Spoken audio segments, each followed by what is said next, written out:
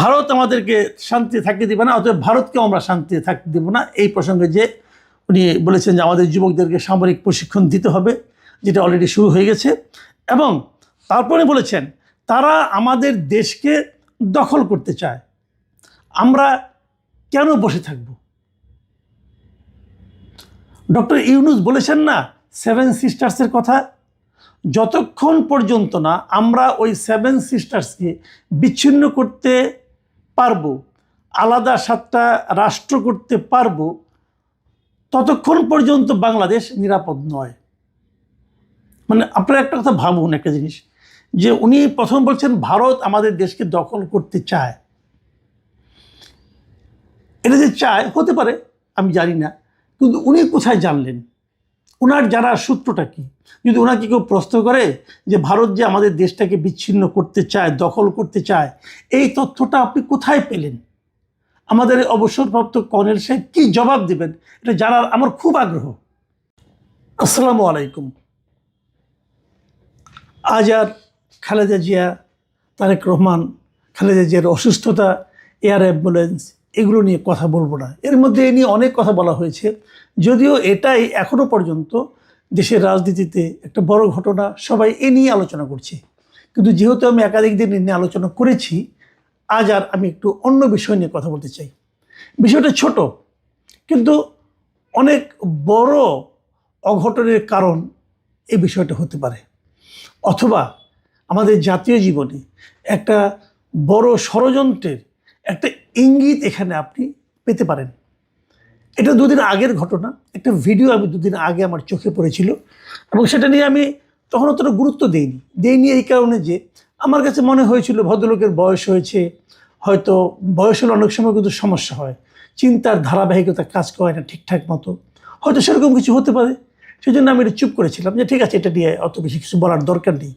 কিন্তু এরপরে আরেকটা ঘটনা ঘটলো, সেই ঘটনাটা নিয়ে আলোচনা করি আগে, তাহলে আপনি বুঝবেন যে আগের দিন আমি কেন ওটা বলেছিলাম। পরে ঘটনাটা হলো ডিসেম্বরের 2 তারিখে, গত মঙ্গলবার আর কি, জাতীয় প্রেস ক্লাবে একটা আলোচনা সভা হচ্ছিল। সেই আলোচনা সভায় বক্তব্য দিয়েছিলেন গোলাম আজম সাহেবের পুত্র ব্রিগেডিয়ার জেনারেল অবসরপ্রাপ্ত আবদুল্লাহিল আমান আজমি। এই ভদ্রলোক দীর্ঘদিন কিন্তু গুম হয়েছিলেন, এবং সে কারণেই সম্ভবত ওনার প্রতি আমার একটা বিশেষ ধরনের আগ্রহ কাজ করছিল। আমি সবসময় ওনার কথাকে খুব গুরুত্ব দিয়ে বিবেচনা করি। এই জন্য করি যে ওনার জীবনের প্রতি কী গিয়েছে, কি ভয়ঙ্কর একটা সময় ওনাকে পার করতে হয়েছে, এবং এটা আমার ভাবতেও খারাপ লাগে। যাই হোক, উনি এখানে একটা কথা বলেছেন, যে কথাটা বলার পর আমি একটু হতচকিত হয়েছি। উনি বলেছেন যে ভারত টুকরো টুকরো না হওয়া পর্যন্ত বাংলাদেশকে শান্তিতে থাকতে দেবে না। প্রশ্নটা হলো, ভারত অনেক বড় একটা দেশ, এত বড় একটা দেশ টুকরো টুকরো হতেই পারে, বিভিন্ন কারণে হতে পারে, অনেক সময় ছোট ছোট দেশও টুকরো টুকরো হয়ে যায়, কিন্তু সেই টুকরো টুকরো হওয়ার দায়িত্ব আমরা কি নেব? এটা কি আমাদের কাজ? অথবা সেটাকে টুকরো টুকরো করার ক্ষেত্রে আমরা কি কোনো ভূমিকা পালন করতে পারবো? অথবা পারলেও কি করা উচিত? এটা কি আমাদের কাজ ভাই? আমরা তো একটা শান্তিপূর্ণ দেশ হতে চাই, আমরা তো সবার সঙ্গে মিলেমিশে থাকতে চাই। আরেকটা দেশকে ভাঙার জন্য উৎসাহ দেওয়া, ইন্ধন দেওয়া, এটা কি কোনো শান্তিপূর্ণ দেশের কাজ হতে পারে? তো উনি একজন সামরিক কর্মকর্তা, ব্রিগেডিয়ার জেনারেল ছিলেন, হয়তো দলীয় সংকটে না পড়লে হয়তো আরও উপরে উঠতেন, সেটা হয়নি। কিন্তু উনি তো ঠান্ডা মাথায় কথা বলবেন। আমি বুঝি না, মাঝে মাঝে সামরিক বাহিনী কিছু কিছু অবসরপ্রাপ্ত কর্মকর্তাদের দেখি এমন সব কথা বলেন যে মাথা এলোমেলো হয়ে যায়, এটা আসলে কী বলছেন? তার মধ্যে উনি একজন দেখলাম, এর আগে আমরা ওই বিডিআর হত্যাকাণ্ডের তদন্ত কমিশনের রিপোর্ট প্রকাশ নিয়ে, ওরা যিনি চেয়ারম্যান ছিলেন মেজর জেনারেল আলম ও ফজলুর রহমান, ওনার কথাও আমি কিন্তু এই ধরনের এলোমেলো কিছু ভাব দেখেছি, যেগুলো আমার কাছে ঠিক স্বাভাবিক মনে হয় না, খুবই সুচিন্তিত মন্তব্য মনে হয় না। তো আবদুল্লাহিল আজমির এই বক্তব্যটা, আমান আজমির বক্তব্য শোনার পর আমার কাছে একটা জিনিস মনে হলো, সেটা হলো যে দুদিন আগে যে আমি একটা বক্তব্য শুনেছিলাম, এরও একদিন আগে, সেটা দিয়েছিলেন রাওয়া ক্লাবের বর্তমানে যিনি চেয়ারম্যান আছেন, কর্নেল অবসরপ্রাপ্ত আব্দুল হক। উনি রাওয়া ক্লাবের সভাপতি এবং খুব পাওয়ারফুল লোক, উনি খুবই পাওয়ারফুল লোক। উনি ওনার একটা ভিডিও আমার চোখে পড়েছিল। আমি সেই ভিডিওটাতে দেখেছি, এবং আমি এটা কথা বলে রাখি, আমাদের এই যে জুলাইয়ের যে আন্দোলন, গত বছরের জুলাইয়ের আন্দোলন, সেই আন্দোলনে কিন্তু এই আব্দুল হক সাহেব খুব গুরুত্বপূর্ণ ভূমিকা রেখেছিলেন। অবসরপ্রাপ্ত সামরিক কর্মকর্তা হিসাবে ওনার ভূমিকা অবশ্যই আমি মনে করবো প্রশংসনীয় ভূমিকা। কিন্তু এই আব্দুল হক সাহেব দুদিন আগে একটা ভিডিওতে, একটা জায়গায়, একটা অনুষ্ঠানে উনি যা বললেন, তার যে ভিডিওটা আমি দেখেছি, এই ভিডিওর বক্তব্যটা না আমার কাছে তখনই ডাইজেস্ট হয়নি যে উনি আসলে এটা কী বলছেন। এত সিনিয়র, এত রেসপন্সিবল একজন সিটিজেন এই ধরনের কথা উনি কীভাবে বলেন? উনি কী বলেছেন আমি ভিডিওটা আপনাদের দেখাতে পারলে ভালো হতো, তো দেখানো না দেখালেও ক্ষতি হবে না, কারণ আমি ওনার বক্তব্যটা হু নোট করে আপনাদেরকে পড়ে শোনাচ্ছি। উনি যেটা বলেছেন শুনুন আপনারা। উনি বলেছেন যে ভারত আমাদেরকে শান্তি থাকতে দেবে না, অতএব ভারতকেও আমরা শান্তি থাকতে দেবো না। এই প্রসঙ্গে যে উনি বলেছেন যে আমাদের যুবকদেরকে সামরিক প্রশিক্ষণ দিতে হবে, যেটা অলরেডি শুরু হয়ে গেছে, এবং তারপরে বলেছেন তারা আমাদের দেশকে দখল করতে চায়, আমরা কেন বসে থাকব? ডক্টর ইউনূস বলেছেন না 7 সিস্টার্সের কথা, যতক্ষণ পর্যন্ত না আমরা ওই 7 সিস্টার্সকে বিচ্ছিন্ন করতে পারবো, আলাদা 7টা রাষ্ট্র করতে পারবো, ততক্ষণ পর্যন্ত বাংলাদেশ নিরাপদ নয়। মানে আপনারা একটা কথা ভাবুন, একটা জিনিস, যে উনি প্রথম বলছেন ভারত আমাদের দেশকে দখল করতে চায়। এটা যে চায় হতে পারে আমি জানি না, কিন্তু উনি কোথায় জানলেন? ওনার জানার সূত্রটা কি? যদি ওনাকে কেউ প্রশ্ন করে যে ভারত যে আমাদের দেশটাকে বিচ্ছিন্ন করতে চায়, দখল করতে চায়, এই তথ্যটা আপনি কোথায় পেলেন? আমাদের অবসরপ্রাপ্ত কর্নেল সাহেব কী জবাব দেবেন এটা জানার আমার খুব আগ্রহ।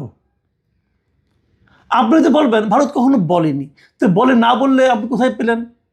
ভারতের হয়ে অন্য কেউ কি বলেছে? না, তাও বলেনি, তাহলে কোথায় পেলেন? ভারতের হাব ভাব দেখে আপনি মনে হয়, হ্যাঁ হতে পারে আপনার হাব মনে হয়, আপনার যেমন মনে হয় অন্য অনেকে নাও মনে হতে পারে। যে আপনার কি মনে হয় সেই কথাটা যখন আপনি পাবলিকলি বলবেন, সেটা কি রাষ্ট্র স্বীকার করবে? আমি জানতে চাই আব্দুল হক সাহেবের এই কথা কি আমাদের সরকার যারা আছেন, ইউনূস সরকার, তারা কি স্বীকার করেন? তারা কি তার সঙ্গে একমত পোষণ করেন? আমাদের যিনি পররাষ্ট্র উপদেষ্টা আছেন, তিনিও কি আব্দুল হক সাহেবের সঙ্গে সুর মিলিয়ে বলবেন যে আমরা 7 সিস্টার্সকে বিচ্ছিন্ন করতে চাই? ওনারা কি বলবেন যতক্ষণ পর্যন্ত 7টা আলাদা রাষ্ট্র না হবে ততক্ষণ পর্যন্ত বাংলাদেশ নিরাপদ নয়? এই কথাটা কি আমাদের উপদেষ্টা বলবেন?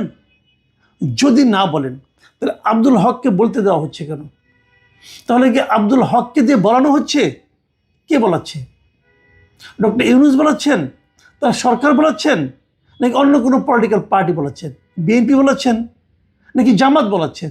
কে বলাচ্ছেন এই কথাটা? আর বলালেই উনি যখন বলবেন তখন ওনাকে জিজ্ঞাসা করা হবে না কেন যে আপনি যে কথাটা বলছেন এটার উপর ভিত্তি করে তো ভারতের সঙ্গে আমাদের সম্পর্ক আরও খারাপ হতে পারে? হতে পারে নাকি? শুনুন উনি আরও কি বলেছেন। উনি বলেছেন 7টা রাষ্ট্র কায়েম করতে হবে, মানে ওই 7টা 7 সিস্টার্সের যে 7টা রাষ্ট্র কায়েম করতে হবে, আর সেজন্য লোকেরা বসে আছে, কিন্তু আমরা তাদেরকে সাহায্য করতে পারছি না। আবার তারপর বলেছেন এটা আমি গোপনে বলছি না, প্রকাশ্যে বলছি। আপনি ওনার দম্ভটা দেখেন। উনি বলছেন যে 7 সিস্টার্সের লোকেরা আলাদা হওয়ার জন্য বসে আছে, আমরা তাদেরকে সাহায্য করতে পারছি না, মানে আমাদের সাহায্য করা উচিত। আপনি কী দিয়ে সাহায্য করবেন এবং কেন সাহায্য করবেন? এটা কি আপনার কাজ? প্রতিবেশী একটা রাষ্ট্র তার অন্য পার্শ্বের প্রতিবেশীকে বিচ্ছিন্ন করার জন্য, খণ্ড বিচ্ছিন্ন করার জন্য আপনি এখান থেকে লোক পাঠাবেন সেখানে?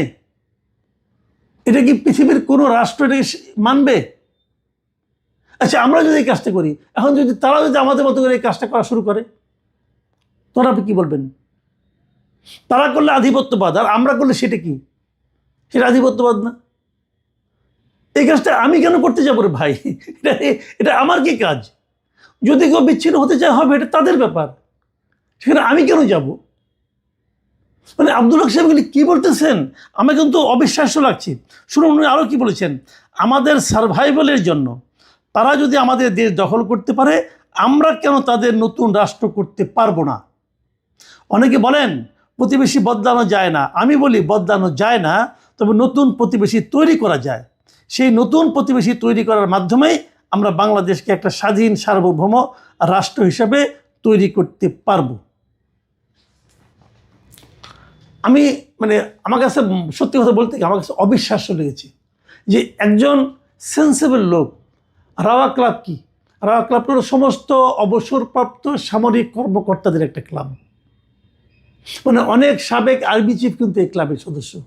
সেই ক্লাবের সভাপতি তিনি বলতেছেন যে আমাদের পার্শ্ববর্তী দেশের 7টা যে দেশ আছে, 7 7টা যাদের রাজ্য আছে, সেই রাজ্যগুলিকে 7টা স্বাধীন রাষ্ট্র বানাতে হবে, সেই জন্য আমাদেরকে হেল্প করতে হবে, এবং এটা হলো আমাদের মূল কাজ।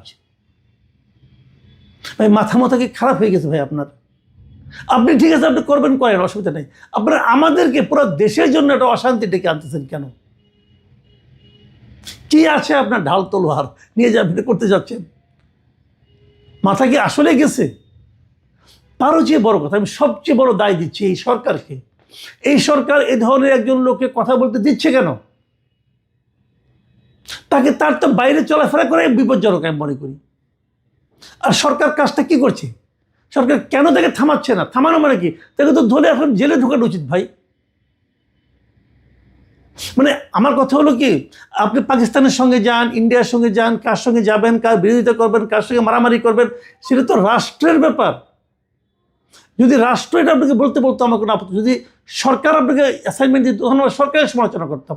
আমি এখন সরকারের সমালোচনা করছি যে এই ধরনের লোকদের কথা বলতে দেওয়ার সুযোগ করে দেওয়ার জন্য, কথা বলার জন্য, এই সমস্ত লোককে উন্মুক্ত স্বাধীনভাবে চলাফেরা করতে দেওয়ার জন্য আমি সরকারের সমালোচনা করছি।